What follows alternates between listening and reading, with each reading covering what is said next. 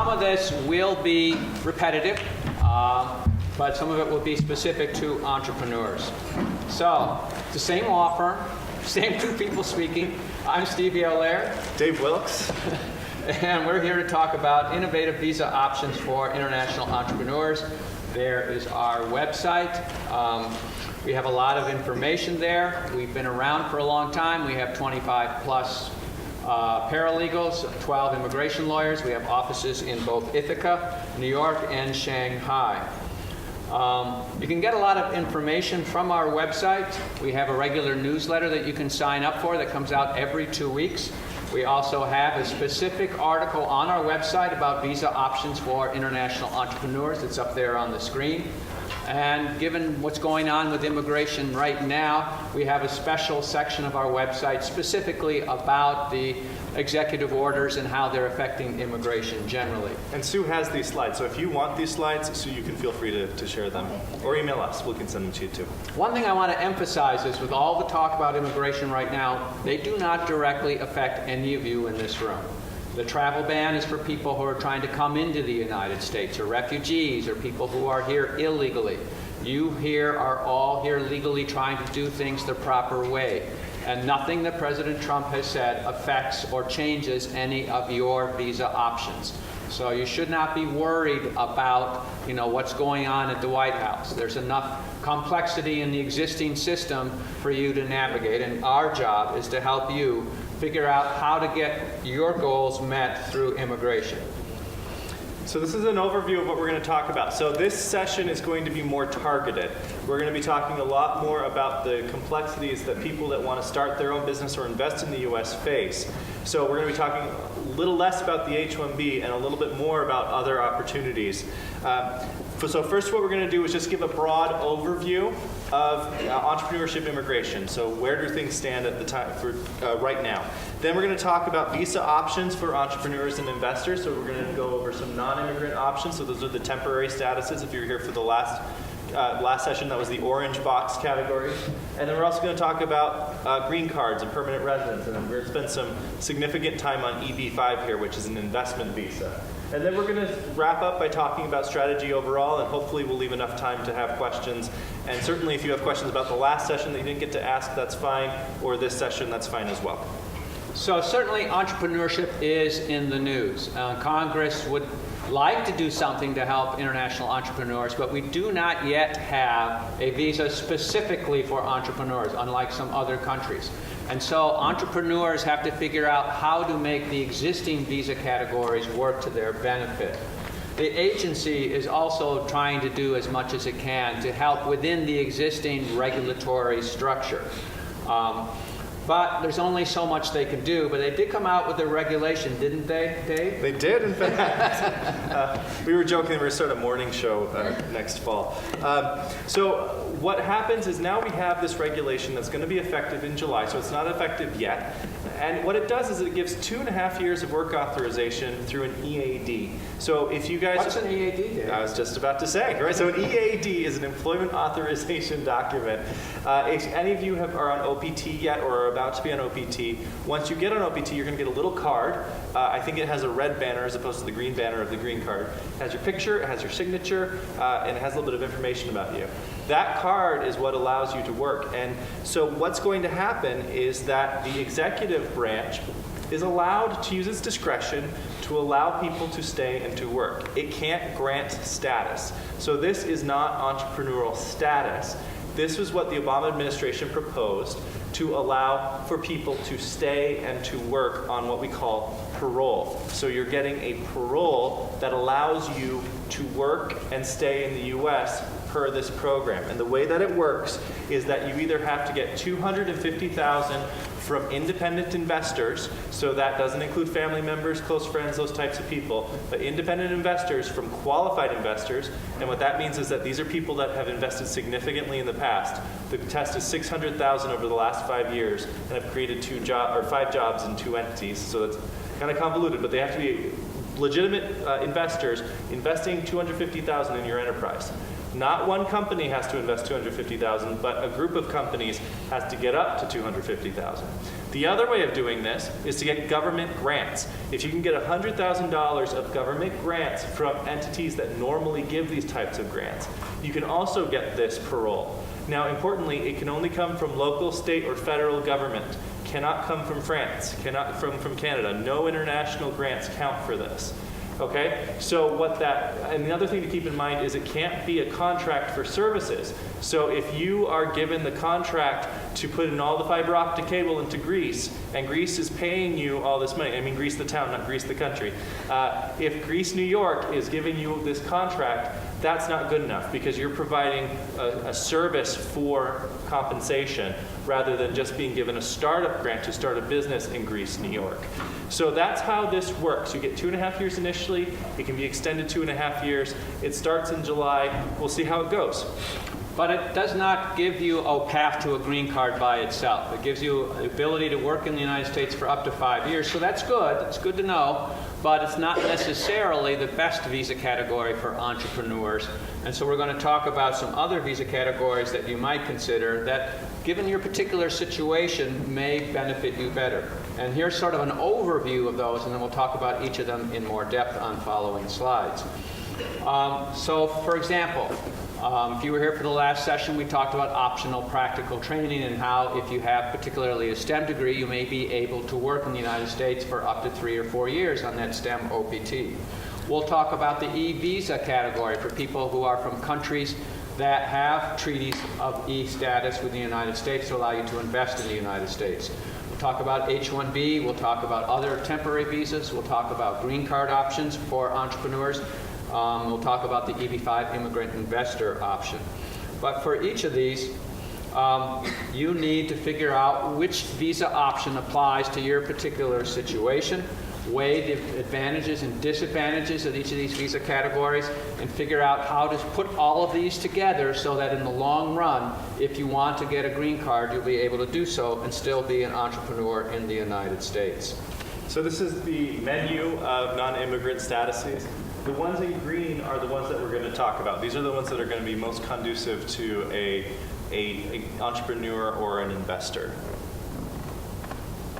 So and this is a way that you can get a green card in the United States. A typical way would be to be here in an F1 status and then get optional practical training, then have an employer sponsor you for an H-1B or other kind of work visa, have that same employer sponsor you for a green card, and then 5 years after that apply to become a naturalized U.S. citizen. That's not the only way to get a green card. Another way would be where you're overseas and an employer sponsors you in the United States, either for a temporary work visa or for a green card. And then after they get the green card that way, apply to become a naturalized U.S. citizen. And there are non-employment ways to get a green card. Family characteristics or political asylum or the diversity green card lottery are all ways to get you into the United States on a green card so that then you can do your entrepreneurship. And so we talked about this in the last session, but for those of you who are here for the first time, there is the option of STEM OPT, so science, technology, engineering, math. If you are in one of those occupations, you get an extra 2 years, which gives you an extra 2 years of work authorization. Now, because we're focused on entrepreneurs, people that own their own businesses, there is something to watch out for with STEM OPT. You have to have a valid employer-employee relationship. There has to be somebody signing off on the training program. There has to be someone evaluating you. Does that mean no entrepreneurs allowed for the second 2 years? Well, no. You have to be creative about it, though. You have to make sure there's an independent board that's involved, somebody there that can hire or fire you. Right? That might be uncomfortable to you as the entrepreneur, but that's what the program's going to require. You have to be able to show to the government that there is a valid employee-employer relationship in order to get the extra 2 years. Now, the first year, you can do whatever you want. You can start your own company. You can do whatever you want. It's just for those extra 2 years. So that's what you want to pay attention to in this entrepreneur setting. Excuse me. Yes. Yeah. Question.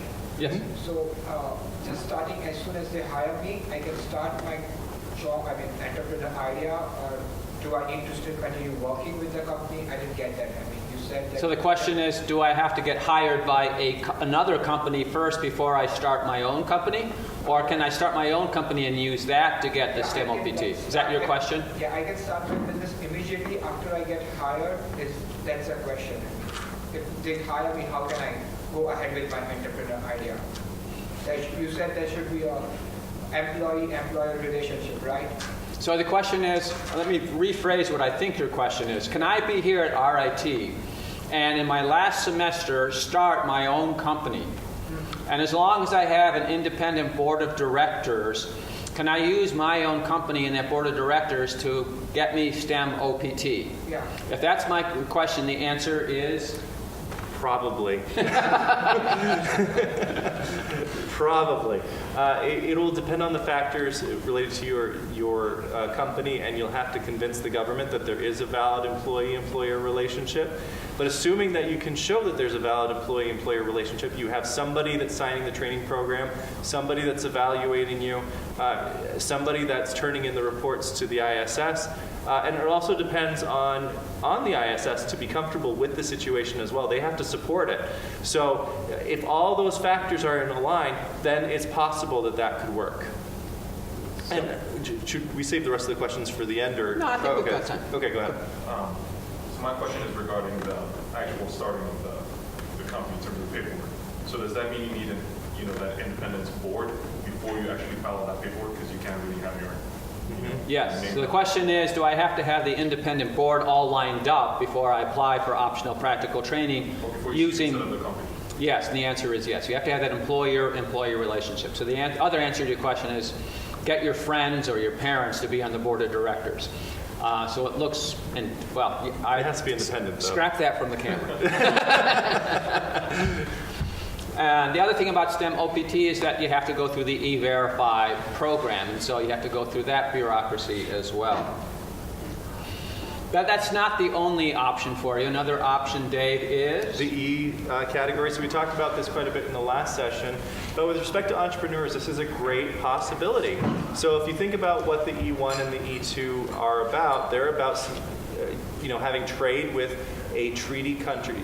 And they're also about investing in the United States. So the E2 is especially interesting, I think, for entrepreneurs. $50,000 in the grand scheme of things, when you're looking at raising capital and investing capital, for a company, $50,000 isn't all that much, right? But the amount really depends on the nature of the company. If you're setting up a 3D printing company, manufacturing 3D printing machines, the amount of investment to get that going is probably going to be more than $50,000. If you're setting up, some kind of software application company, it's really just getting office space, hiring really good app developers, and so $50,000 may be enough.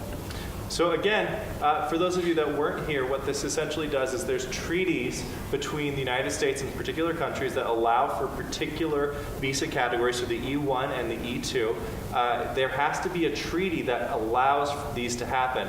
You can find the list on the Department of State website. You just search treaty countries and Department of State. You'll be able to see this list. They'll all come up. They'll tell you all of the special requirements for their particular E1 or E2 visa, because the treaty can change what is acceptable and what is allowed for the E1 and E2. And also note that just because a country has E1 doesn't mean it has E2 and vice versa. So there might not be this availability to you. But this is a great option if you want to start a company. This is a great option if your parents want to start a company and have you work for it as either a manager, executive, or special skill employee. There's a lot of great potential here if you come from a country that has a treaty. Is your question? Yes. Are these allowable to transfer into a green card, or are these categories that just allow residents? So the question is, can I use an e-visa to transfer or segue into a green card? The answer is it all depends. I mean, not directly. There's no direct corollary between an e-visa and a green card. We'll see later that there's this so-called L1 intra-company transferee visa for managers or executives that does have a direct corollary to make it easy to get a green card. In the E-visa category, we don't have an identical sort of investment category. The EB-5 is about as close as we get, but that's not really easy to do. And then I guess the second part is, does that investment have to come from the foreign country, or what if you lined up investors inside the United States for the company? Well, so you want to make sure, primarily the ownership of the company is from the treaty country. Okay. And then the investment really should be coming from, well, if you're the employee, then yes, it does have to come from that. And honestly, yes, if you're the investor, then yes, it would have to come because it's coming from you. Now, where you source those funds could be, if you're the investor yourself, that's a different story. That gets a little bit more complicated. But if you are going to be working for a company that's going to be the investor themselves, then yes, it does have to come from that treaty country.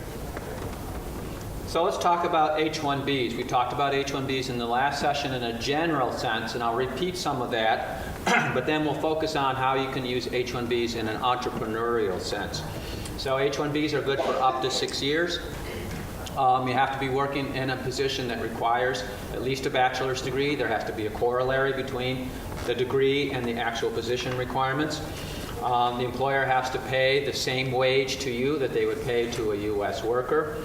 And there are some trends by the immigration agency. They're looking more carefully at the nature of the position and whether it truly requires a bachelor's degree. So for example, if you're an entrepreneur and you say your title is CEO, well, they're going to say, well, that doesn't require a bachelor's degree. Bill Gates was CEO of Microsoft. He didn't have a bachelor's degree. So you've got to think about some of these issues if you're using your own company to try to get an H-1B. You might want to call yourself Vice President for Research instead of CEO, because you can say that that Vice President of Research position does require at least a bachelor's degree. So the cap is exactly the same. Again, because you are here at RIT, you get this extra benefit of this extra cap. So, keep this in mind, right? If you have a master's degree from a U.S. entity, you're going to have a much better shot at getting past that cap. But remember, you still have to get approved. And when you're an entrepreneur, that becomes a little bit more difficult. The government tends to be a little bit harder on smaller companies, right? Smaller, newer companies have a harder time getting H's and honestly L's, which we're going to talk about in a second. So this is the great benefit to you, is that you have a better shot at getting past the cap, but then getting to approval is going to be a little bit harder than you would experience if you were going to be working for a big multinational company. Well, another thing is that, just as we talked about in the STEM OPT world, you have to have that employer-employee relationship. So too, if you're running your own company and want to have that as the petitioner for the H-1B purposes, you need to have that independent board of directors. They're technically the employer, and you are the employee. So you have to get that set up in your own company before the company can be your employer for H-1B purposes. For entrepreneurs, we talked in the last section about exemptions from the H-1B cap. And some of those can help you as an entrepreneur. So say, for example, you get a PhD here at RIT, and then you become a postdoc for 10 hours a week for your professor. That allows RIT to sponsor you for an H-1B, but then you could use that H-1B through RIT to sponsor yourself through your own new entrepreneurial company for a concurrent H-1, and that would not have to go through the cap. So that's a way you can use your own company. Similarly, if you set up your own company, and if RIT has an accelerator space on campus so that your entrepreneurial company is physically on the RIT space, then you're on the campus. And that way, then you can file for an H-1B without having to go through the cap. Or if you're somehow affiliated, if you have a formal affiliation relationship with RIT or some other university, then again, because of that affiliation, you can file the H-1B without going through the H-1B cap. So there are some possibilities creatively for entrepreneurs to use the H-1B without having to worry about that lottery. Question? What about independent accelerators that are not tied to colleges? Independent accelerators not tied to colleges, again, that doesn't work in terms of being on campus. It may be that you can show a formal affiliation agreement with the university because maybe the research or company that you're doing is directly tied to research that a professor is doing on campus or something like that. Or even if you're physically off campus, maybe you are working on campus 10 hours a week and then using that to piggyback to be able to work the other 30 hours a week for your own company off campus. So that's the H-1B. O-1s, let's talk about that. People who are extraordinary qualify for O1s. We talked about this in the last session. There are 10 factors that the immigration agency looks at. Some of them are listed on the screen here, and you have to meet at least 3 out of those 10, but still show above and beyond checking the box that you are truly extraordinary. You may say, well, this is pretty hard to get. I could never get this. And yes and no. It really depends on what you're doing. If you've got a track record, if you've gotten a PhD at RIT and you've really done outstanding research and it's been cited a lot, you may have a shot at getting an O1 right after you graduate. Or maybe your field is entrepreneurship. Maybe you set up 5 companies in India before you came to RIT. And so you've got a track record of entrepreneurship, and then we could categorize the field in which you are extraordinary as being an entrepreneur. Or maybe it's international banking, and you've got experience overseas in international banking, and we can show you're extraordinary in the subfield of international mergers and acquisitions in India or something like that. So don't necessarily think that O1 is out of reach. With a good creative lawyer, you may be able to qualify for this. It's good because it does not have a limit, numerical limit. It's good for up to 3 years initially and can be renewed after that. So it is another tool in your toolkit of various visa options. So speaking of other visa options, we talked a little bit about these in the previous session, but I want to talk about them in terms of entrepreneurs. The L1 is a very interesting opportunity for an entrepreneur. We talked about this in the previous session, that it is for transfers within multinational companies for managers, executives, or specialized knowledge employees in between branches, subsidiaries, parents, and joint ventures. Now, why is this interesting for entrepreneurs? Well, if you can't get one of these other categories, what you can do is go set up a company in your home country, or perhaps your parents have a company in their home country. Go work for them for a year as a manager, as an executive, whatever it is. Come back to the U.S. to set up a new entity here in the U.S. as a manager, executive, or perhaps specialized knowledge, but you're better off as a manager or an executive. And then you can get into that fast track for a green card. Granted, the green card that we talked about in the last session, you have to have been in existence as an entity for at least a year. But that's probably how much time it's going to take you to get all the paper, everything up and running and get ready for the green card anyway. So this is a great option. As Steve has said before, you might be able to get to a green card faster by leaving the country for a year and then coming back. So that's a great option for you out there. If you're looking to find another way to start your company in the U.S., maybe you start it abroad first. Keep that entity going abroad and then come back to the U.S. The other option, again, for the Australians is the E3. It's very much like the H-1B, so it also requires an employee-employer relationship. You might need that independent board.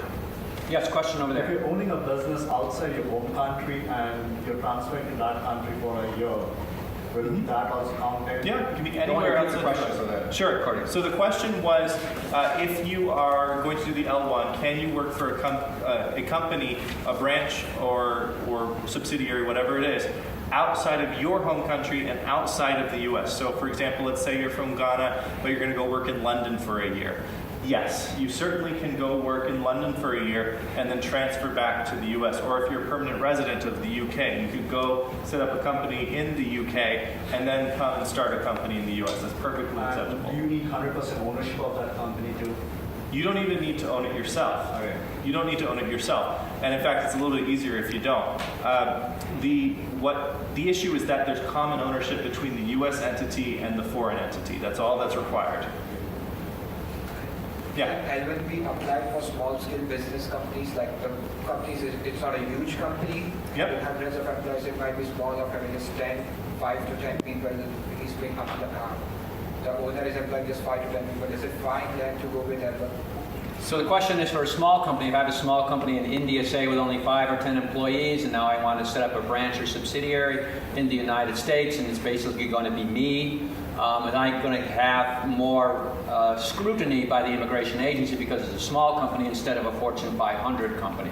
Dave's already alluded to this. So you are going to get more pushback for a smaller company, but what you need to show is that you can sustain a manager, executive, or specialized knowledge employee. So if you're saying that you're going to be a manager is a term of art in the immigration system. It means a manager of professionals, which means people at a bachelor's level positions, or it's a manager of other supervisors, right? So you can't be a manager of first-line individuals, right? So if you're making widgets, you can't be just a manager of widget makers. You have to be the manager of the widget makers, okay? So when you start that new entity, the government's going to be very concerned that within 1 year, you're going to be able to support a manager. So you're going to have to show that you have a business plan. You're going to have to show that you have all the goods and the hiring plan needed in order to do that. So what you need to focus on there is making sure that you have the plan ready to go. Another thing that you need to have in order to file is you actually have to have a physical place. Now, one of the hot topics in immigration law, which is very interesting to entrepreneurs, is there's these shared spaces now, right? You might not actually have a physical office that's dedicated to you, but you might have rights in order to use somebody else's space. So where a bunch of other companies are meeting there as well. The government has been a bit Pollyanna about where they stand on this. But I have seen petitions approved where they can get a letter from the office saying that they have unlimited access, they can receive mail here, they have dedicated space, but it is an issue, right? So when you're looking to do this, one of the things you might want to consider is getting a lease to your own space that doesn't have that issue altogether. So the key is proper planning and a really good business plan. You want to show how well the company's done overseas, so it's going to continue without you there, and then have a solid business plan as to why you're confident you're going to succeed in the United States. And if you can do that, then you'll probably get at least a first year, what we call a new office L, and then at the end of that first year, they'll have to renew it, and they'll want to show some progress. They don't want to see that you're still the only person in that office after 1 year. If your business plan said, no, we plan to have 3 salespeople or 3 software developers working for me by the end of the first year. So the key is a comprehensive, solid, conservative business plan that the immigration agency can understand to show that you're likely to succeed. Anybody here from Canada or Mexico? Oh, we already talked last time, so okay, we won't talk about that again. Again, in the entrepreneur space, it can be useful. So, for example, management consultants. You know, you basically could be self-employed as a management consultant and use the TN to go back and forth, although they've cracked down on that recently from Canada, so it's harder. But some of these other, it could be an accountant, for example, and work for yourself. Let's move on to some other quick visa categories. F's, if you don't have other visa options available to you, you can go back to school, get a new degree, qualify for a new round of STEM optional practical training. The J category has some work options to it, and so there's also an H3 category.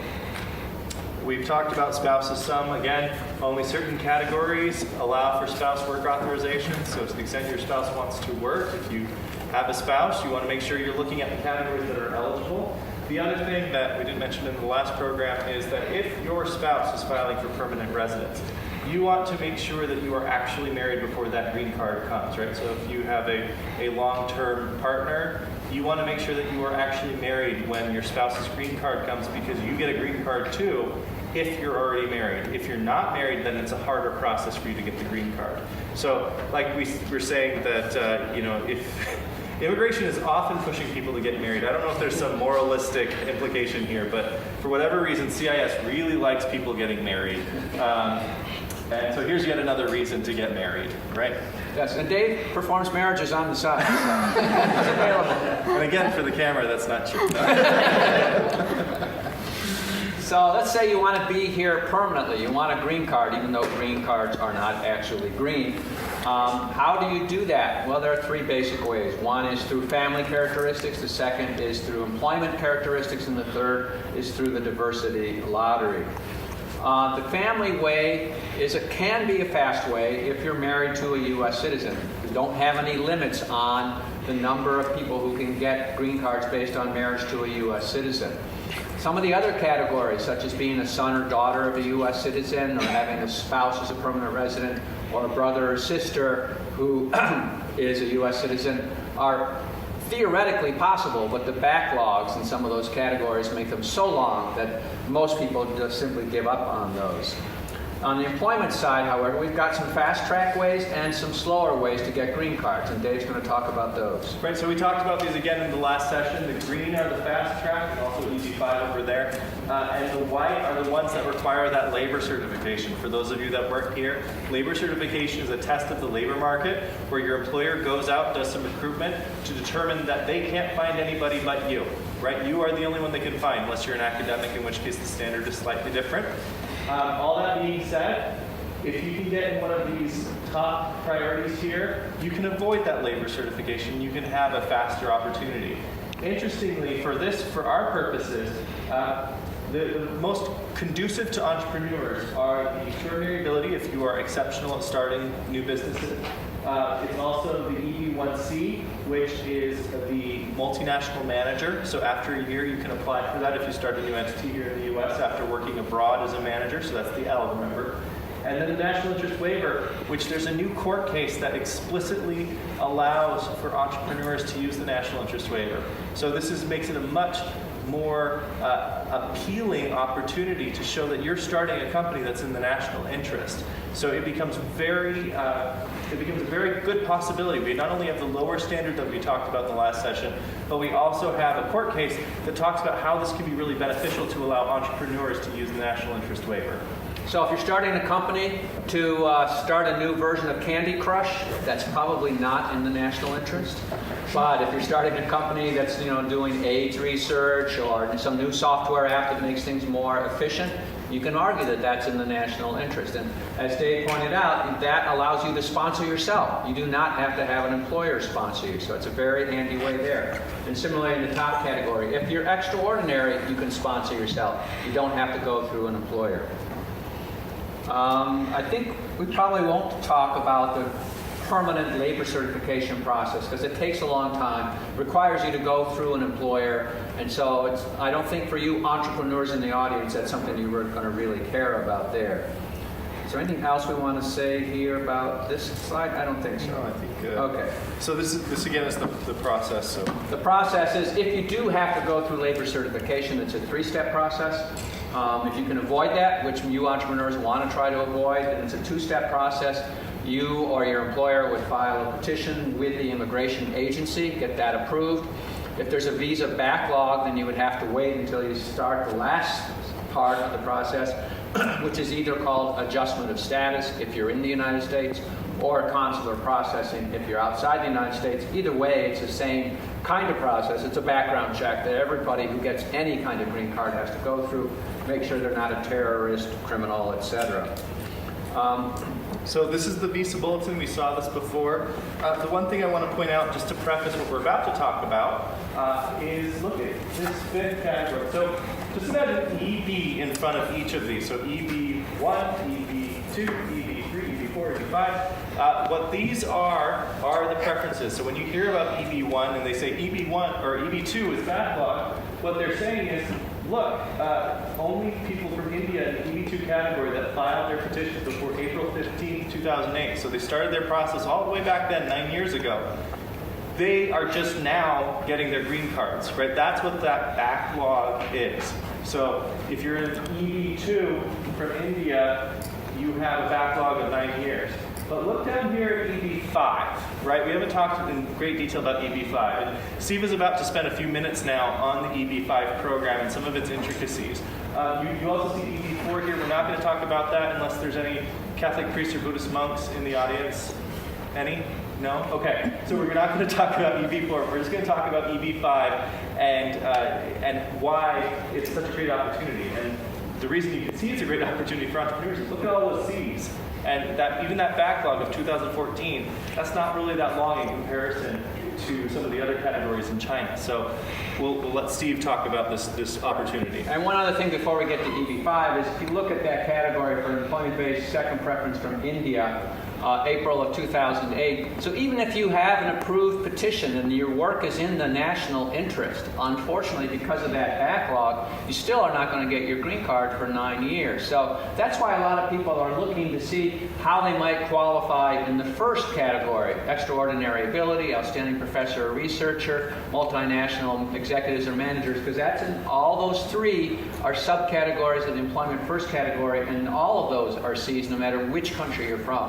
So as you're thinking about your visa strategy, you need to think both about the category in which you best qualify for and what country is your nationality, because that can affect how long it's going to take you to get your green card. But EB-5, as Dave said, is the employment-based fifth category. And it allows 10,000 people a year to get a green card based on investing in the United States. They have to invest in a U.S. company, and that U.S. company has to create at least 10 jobs for U.S. workers for that investor within a 2-year period. There are 2 ways that you can do this. One is a true entrepreneurial way, where you are setting up your own company. You are investing your own $500,000 or $1 million, and you have a good business plan to say that by the end of the 2nd year, you will have at least 10 full-time, permanent U.S. workers working for you. And then the immigration agency will look at that business plan and evaluate it and say, if it's credible, yes, we'll give you a conditional green card, valid for 2 years. At the end of the 2 years, if you have actually created 10 full-time permanent jobs for U.S. workers, we'll give you a permanent green card. The other way to get an EB-5 green card is to be more passive, to go through a so-called regional center. A regional center is a company or a state or a city or an economic development agency that is pooling EB-5 money to do a project that will create jobs. So say, for example, City of Rochester wants to promote development in downtown Rochester, and they have a regional center, and they decide, let's help a hotel get built in downtown Rochester, and the economist says that this hotel is going to create 100 jobs. Divide 100 by 10, that means 10 EB-5 investors could invest in that hotel.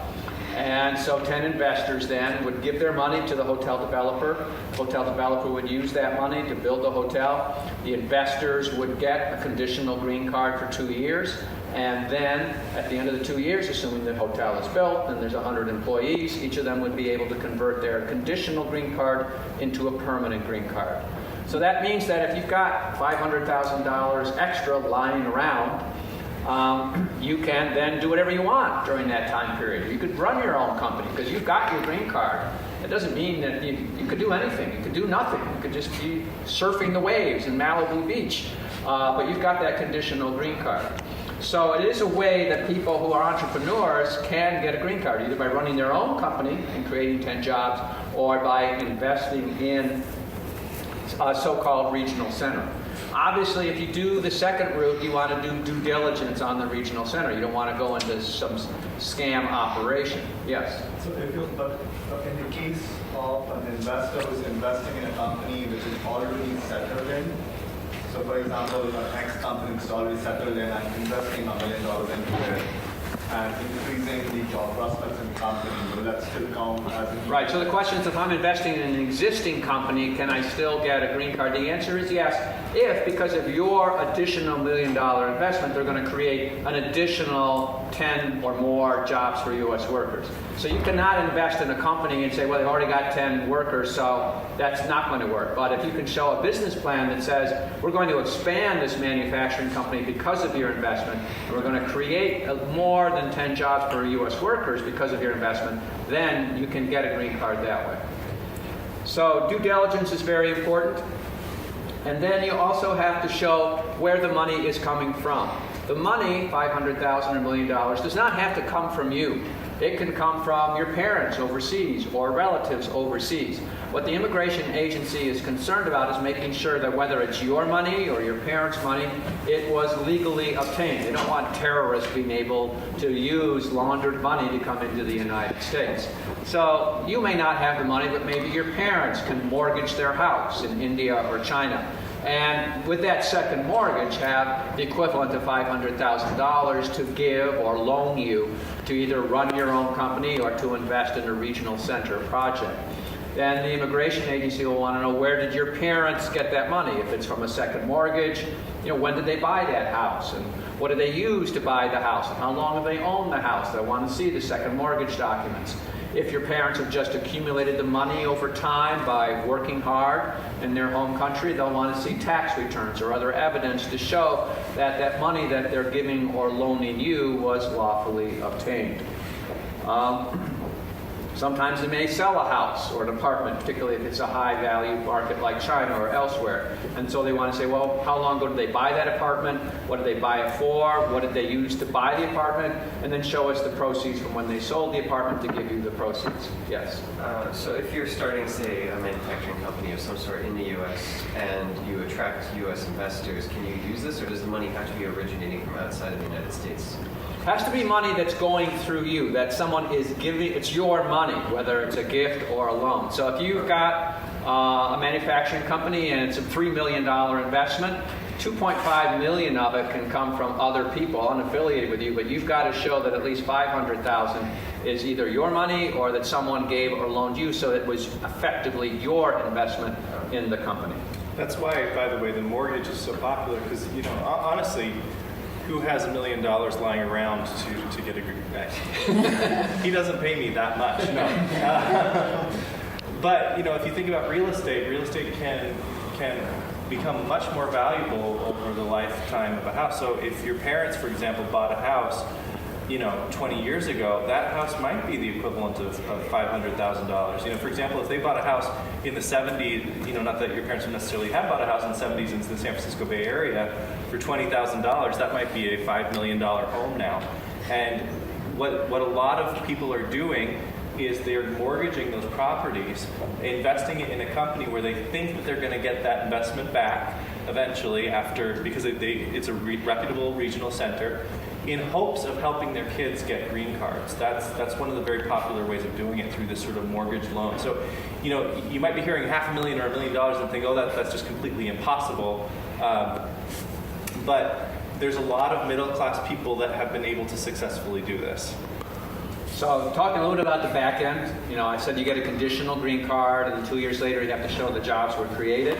So basically, it's not a lot that the investor can do 2 years later, unless you're running your own company to make sure that the jobs are there. A lot depends on doing your due diligence up front to make sure that the company is likely to do what they're going to say. Our law firm, Miller Mayer, has done a lot of these EB-5s, over 6,000 of them, and we have a very good track record, as you can see on the slide there.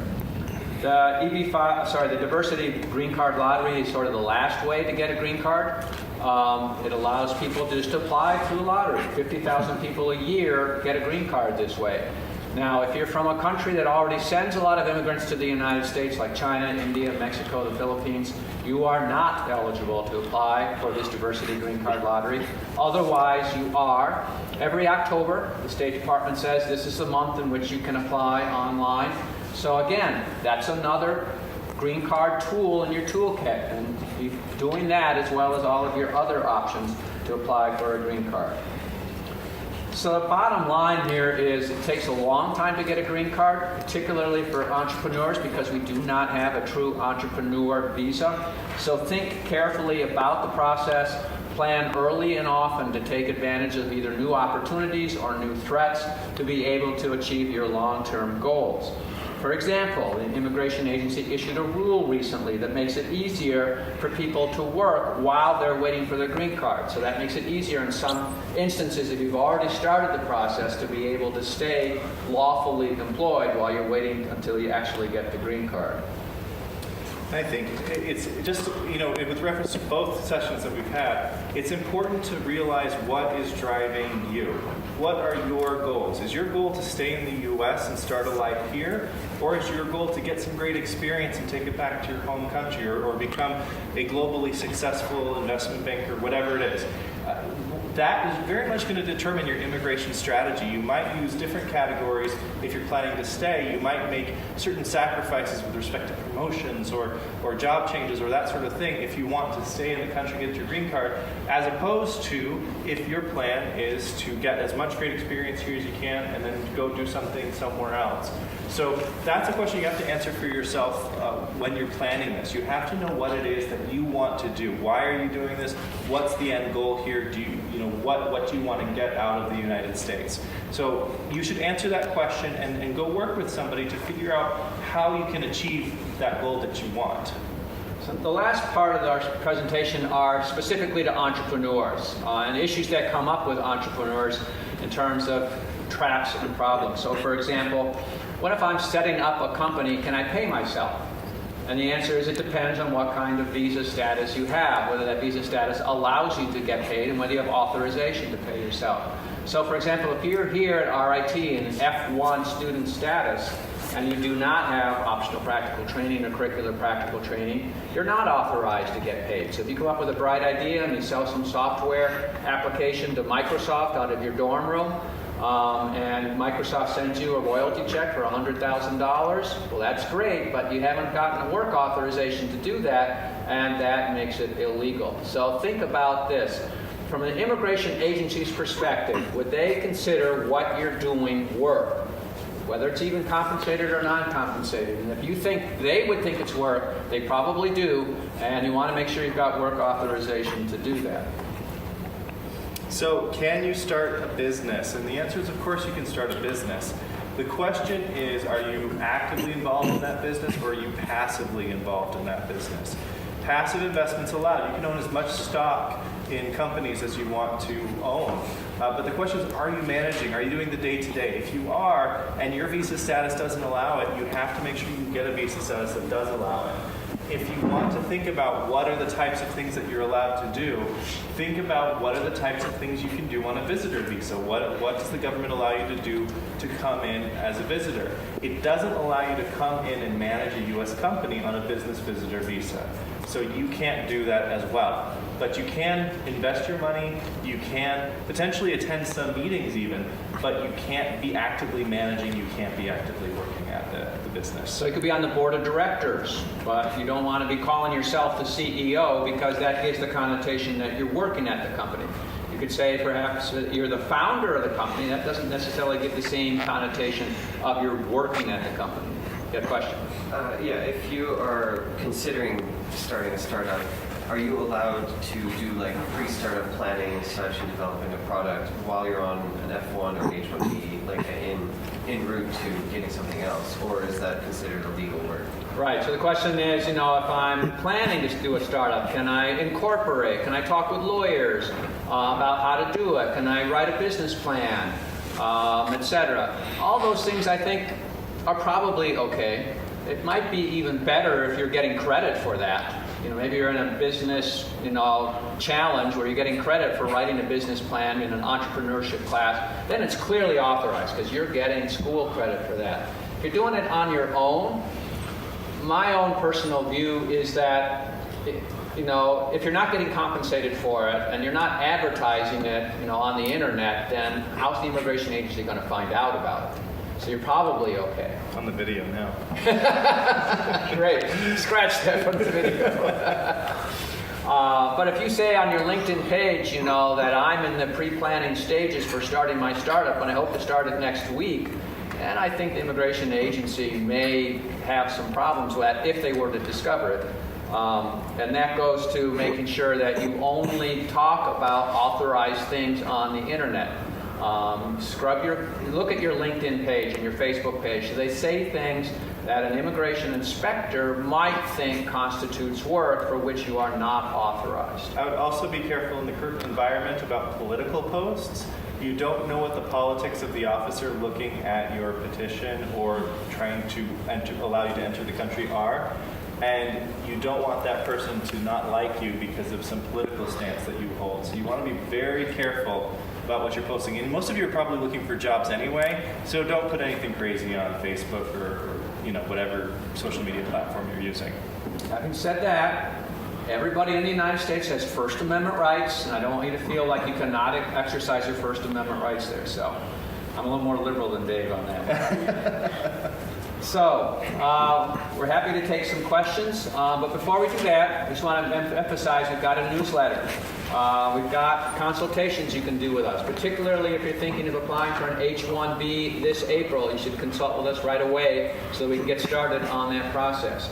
We have a link to an article on our website that's explicitly about visa options for international entrepreneurs. And lastly, I'm also a member of an organization called the U.S. Alliance for International Entrepreneurs. That's usaie.org. And we have a whole website of things to help people like you navigate the immigration process. So with that, we'll start taking some questions.